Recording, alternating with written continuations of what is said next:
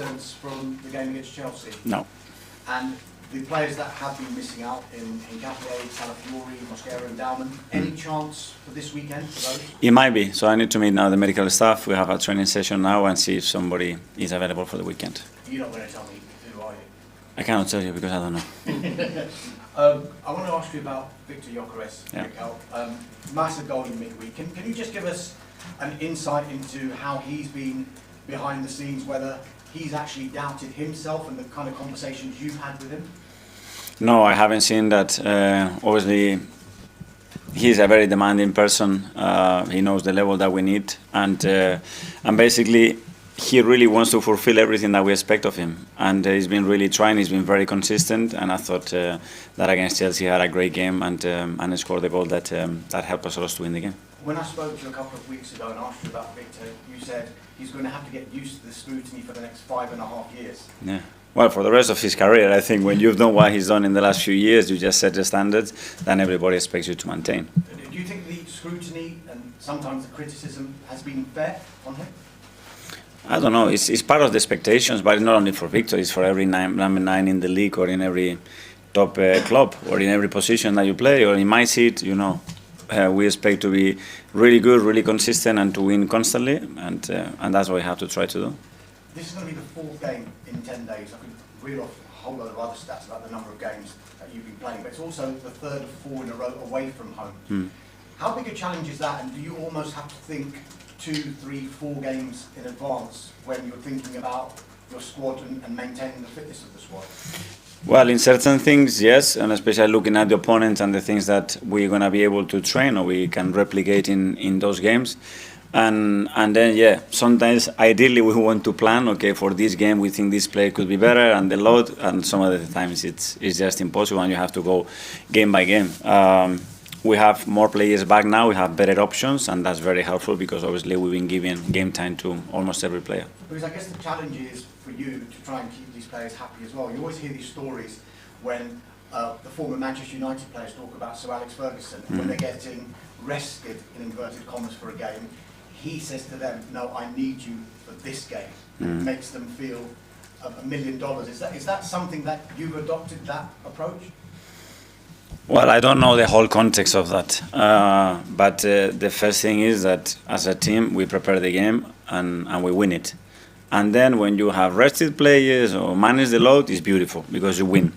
But when the result is different, then it's a bad decision, you shouldn't have done that, it's too much changes. So it's all related to, okay, how we can be performing at the highest level, win, while all those things are happening. That's the ideal scenario. Quite tricky. Talking about tricky, Nottingham Forest and a team managed by Sean Dyche tomorrow. What unique challenges does a team managed by Sean Dyche pose to you? A lot. A top coach, really good at what he does. You can see straight away the fingerprints in the team, the way they play, the results that they got against some of the big teams as well, how difficult they constantly making you so experienced in the league. So a very tough match.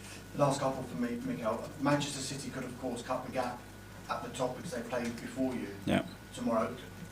I know your full focus will be on Nottingham Forest, but do you have an eye on that game, given it's so close to your kick-off? And is it difficult to ensure the players are blocked away from what's happening at Old Trafford? Yeah, we know that we can only focus on what we can do. When the games are earlier, if you have the possibility to see them, you do. If they are later, the same. Nothing changes, but the only focus and the aim is to prepare for a very, very tough match, and we have experienced that over there, and we have to win it.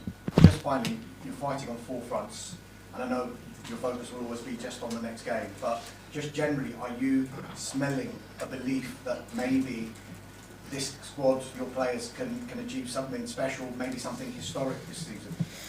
Well, I think we are building very good momentum, and belief comes from performances and the level of consistency that we have shown throughout 32 games already this season. And what we did the other day at Stamford Bridge, it should help us to be very convinced that we have the ability to do that. But the reality is that you have to show it in every game, and there's still so much to happen. But we are glad that we are still alive in the 4 competitions. Good luck. Thank you. Niv from the Premier League. Hi, Mikel. Hi. Good morning. My colleague here asked you about Victor Gyökeres. Can I ask you about potentially another striker, Martin Zubimendi? I mean, what a goal against Chelsea. Wonderful goal. And in general, how has it been with Martin's offensive contribution? Well, very happy in the manner that that he has settled at the club. When you talk to any member of the staff or player about him, it's a big smile on their face and something very positive for sure coming out their mouths. I think he has earned the respect very, very quickly of everybody here, our supporters, and the league in general, and that's very difficult to do. And he's done it because he's very humble, very focused, incredibly consistent, and on top of that, he's surprising a few people with his ability as well to attack the opposition box. You carry on leading the league in terms of scoring from set pieces. You've been doing it so well for so long.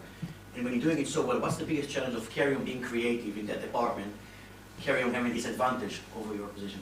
I think practice, there is not any other secret. I think mastering what you do, the same in many other aspects in the game. You can clearly see the tendency in the league, the amount of the goals and games are decided in that phase of play. It's not only us, it's more any other teams that any time in the history of this league.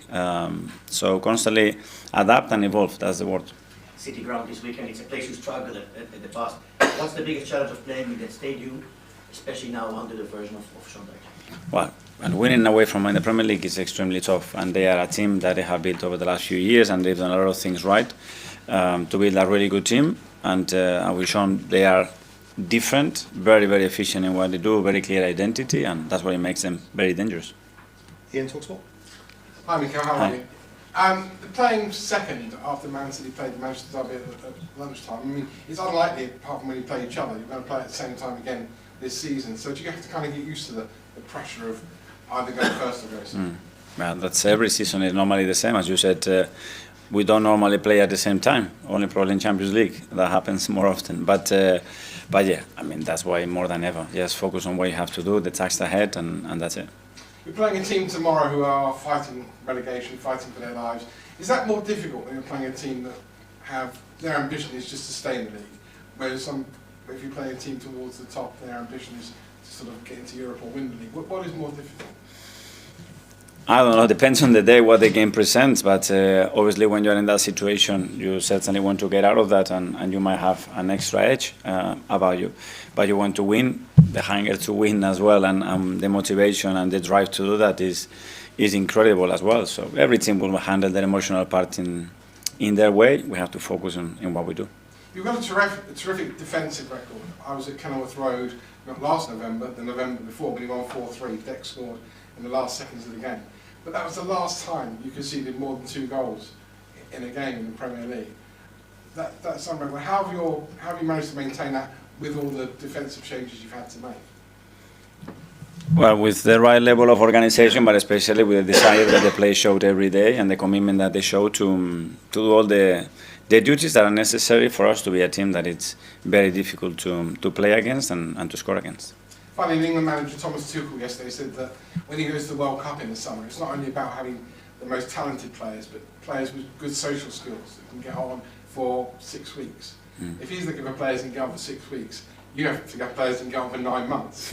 How important is it your team have good social skills? I fully agree with Thomas. I think it's something incredibly necessary and many times undervalued. And there are players that maybe in terms of minutes they don't have that much impact, but the impact that they have in and around the team to bring everybody together, to create the atmosphere, to support the team and to fulfill different roles, in my opinion, as well, is critical. So if I had good social skills but couldn't take a corner, I'd still get your team. Sorry? If I had good social skills but couldn't take a corner, I'd still get your team. Unfortunately, there are certain limits and certain standards that have to be hit. We'll go to Art from Athletic. Hi, Mikel. In the Chelsea game, you brought on Kai Havertz and Gabriel Jesus together. I just found it interesting because you've done it before. I think Kai and Theo playing as 2 nines together. What do you like when you, I guess, bring on or start 2 nines together in their kind of different characteristics? Well, what the game, in my opinion, was demanding as well, because the spaces were opening up, and what we needed from that position as well, somebody that could arrive in the box, could throw the opposition half, if they were to start even more aggressive as well, somebody that in direct play as well could be very, very efficient, and we have combinations, the players that can alter positions as well, the chemistry between them, and yeah, another weapon that we have there. Those combinations you want to keep kind of trying throughout the second half of the season? Yes, and especially with certain games that we're going to have in the next weeks as well, to have these options, especially against certain kind of behaviours that we expect from opponents, can be something very interesting. And to Darmish's point earlier on the 4 games in 10 days and the squad. I was just thinking about even Manieri, he played quite well at Portsmouth. Is he someone who may be able to come back in after playing quite well? They all have the option to play. We have to see for each game which ones. We have set some limitations, especially in the league, with the numbers that we can bring in the squad, unfortunately. But yeah, everybody has to be in contention. Tom, Reach. Hi, Mikel. Hi. I'll ask you a bit of a random one today. You meticulously plan for everything in every single game, and I just want to know what surprised you most this season about your team? I don't know.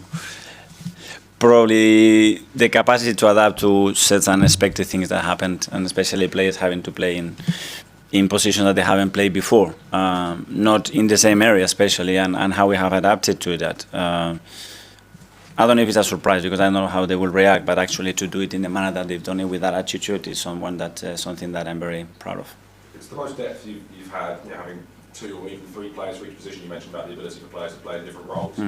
Has anything surprised you perhaps about how players have dealt with having more competition or less competition in certain roles? Very positively, and it's something that we talk from the start of the season. If we want to have any chance of doing that, we have to be there, and I show them, the other clubs, that we have nothing different to that. You look at Chelsea, 2 and 3 and 4, or Man City or Liverpool or any team that has been in that challenge over the years. So this is the nature. We want this. We really have to accept this because there is no other way. They haven't done it with 14, 15 or 16 players, none of the clubs in the history in the last 10, 15 years. So it's something that we want to be there.